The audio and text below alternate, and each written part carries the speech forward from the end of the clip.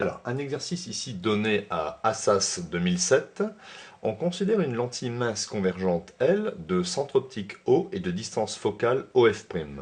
On place en avant de la lentille L un objet AB droit de 1 cm de hauteur perpendiculairement à l'axe optique de la lentille. Le point A est sur l'axe. On obtient ainsi une image A'B' qui est réelle, inversée et qui est 2 fois plus grande que l'objet et elle est située à la distance D égale 9 cm de celui-ci. Première question, il faut énoncer les conditions de Gauss d'obtention d'une image optique non aberrante. Deuxième question, il faut donner l'expression de la formule de conjugaison et celle du grandissement d'une lentille mince convergente. Troisième question, il faut représenter la situation décrite ci-dessus et construire l'image A'B' à partir de 2 rayons remarquables. Quatrième question, il faut exprimer les grandeurs OA, mesure algébrique de OA, mesure algébrique de OA', mesure algébrique de OF' en fonction de D et faire les applications numériques.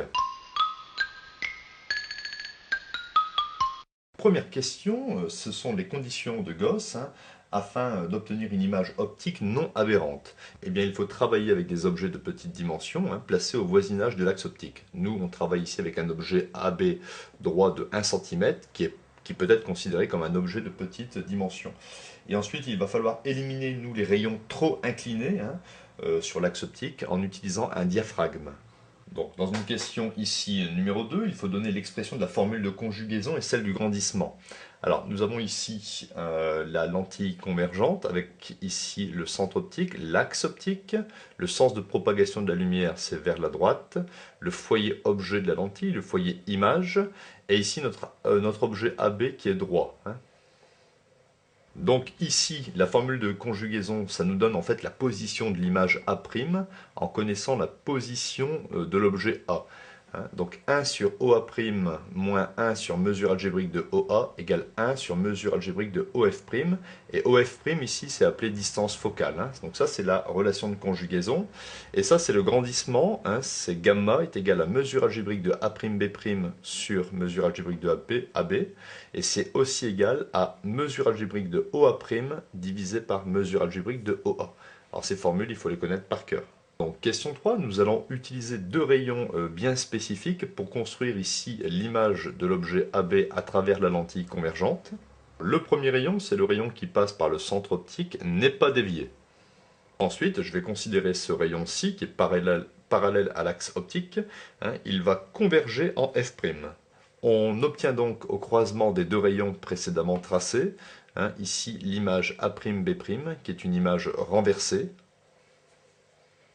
J'aurais pu dessiner aussi un troisième rayon, c'est le rayon ici qui passe par B et par le foyer ici de la lentille, le foyer objet. Et bien ce rayon ressort parallèlement et vient ici passer par le point B'. Donc, mais je vais me contenter de ces 2 rayons-là. Souvenez-vous tout à l'heure, on a parlé du grandissement, A'B' sur AB. Eh bien regardez, je travaille dans cette configuration ici papillon. D'après Thalès, A'B' sur AB, c'est bien égal à OA' sur OA. Quatrième question, nous allons exprimer des grandeurs mesure algébrique de OA, OA', OF' en fonction de D. Alors ce qu'on peut remarquer, c'est que déjà D, ça correspond ici à la mesure algébrique de AO plus la mesure algébrique de OA'. On a dit ici que l'image A'B' se formait à la distance D égale 9 cm par rapport à l'objet. Donc c'est logique que D c'est AO plus OA'. Par ailleurs, on sait que l'image est 2 fois plus grande. Mais l'image ici, la mesure algébrique de l'image, est à l'opposé de la mesure algébrique de AB. Donc le grandissement, qui est égal à A'B' sur AB ou bien OA' sur OA, vaut moins 2. Donc grandissement c'est moins 2 est égal à OA' divisé par OA.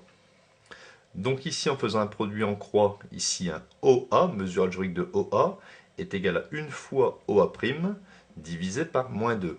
Donc ici, si je passe de la mesure algébrique de OA à la mesure algébrique de AO, j'enlève le signe moins.